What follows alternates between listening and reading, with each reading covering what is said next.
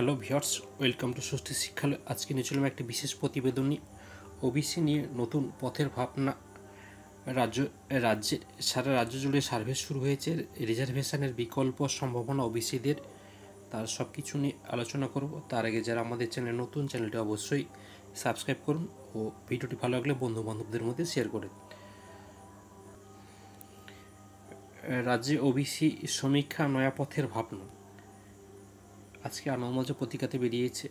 রাজ্যের অন্যান্য অনগ্রসর শ্রেণী ওবিসির জন্য চালু সংরক্ষণ খারিজ করেছে কলকাতা হাইকোর্ট। আদালতের নির্দেশে বাতিল হয়েছে ওবিসি সংস্থাপত্র। এমন সিদ্ধান্তের বিরুদ্ধে রাজ্য সরকারের আর্জি এখন সুপ্রিম কোর্টে বিবেচনাধীন।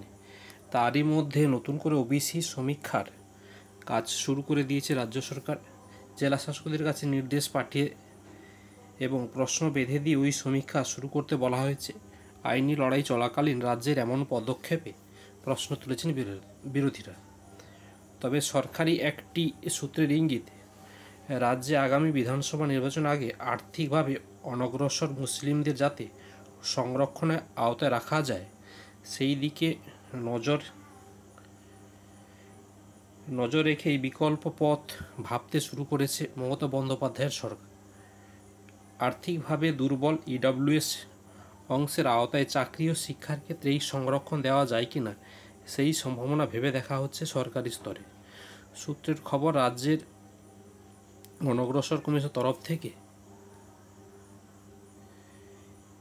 সঙ্গে ভিডিও কনফারেন্সে ওবিসি সমীক্ষার পরিকল্পনা ব্যাখ্যা করা হয়েছে প্রথমে। তারপরে সরকারি বিজ্ঞপ্তি জারি করে ব্লক পুরসভার স্তরে কীভাবে কতজন সমীক্ষক কাজ করবেন জানিয়ে দেওয়া হয়েছে। তাও কেন্দ্রীয় তালিকা অনুযায়ী 62টি জাতি এবং 113টি উপজাতির সাবকাস্ট কথা জানিয়ে সমীক্ষা চালাতে বলা হয়েছে, যার নাম দেওয়া হয়েছে বেঞ্চমার্ক সার্ভে।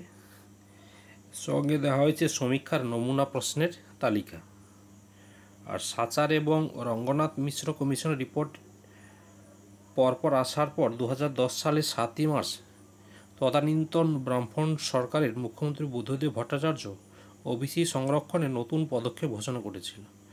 ওবিসির জন্য চালু 7% সঙ্গে যোগ করা হয়েছিল আরও 10% সংরক্ষণ। ফলে মুসলিমদের মধ্যে আর্থিকভাবে পিছিয়ে থাকা অংশ ওবিসির তালিকায় সংরক্ষণের আওতায় আসতে পেরেছিল। এর আগে সমীক্ষা চালিয়ে কসাই, কুরেশি, নশো শেখ সহ কয়েকটি মুসলিম গোষ্ঠীকে আওতায় আনা হয়েছিল। এরপর আরও বিস্তারিত ছাড়পাতা রয়েছে, সেগুলো আমাদের আলোচনার বিষয় নেই। আমাদের মূল আলোচনার বিষয়, সরকার চাইছে ওবিসি সমস্যা যাতে দ্রুত মেটানো যায়।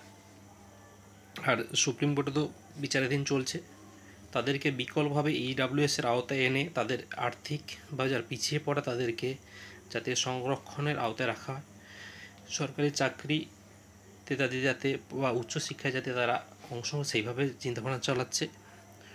চলো কি উঠে আসে তা আমরা নজর রাখছি। আর বিভিন্ন চাকরি সংক্রান্ত আপডেট পেতে আমাদের চ্যানেলটি অবশ্যই সাবস্ক্রাইব করে রাখবেন। আর ভিডিওটি ভালো লাগলে বন্ধু বান্ধবদের মধ্যে শেয়ার করে দেবেন। থ্যাংক ইউ ফর ওয়াচিং সুষ্ঠু শিক্ষালয়।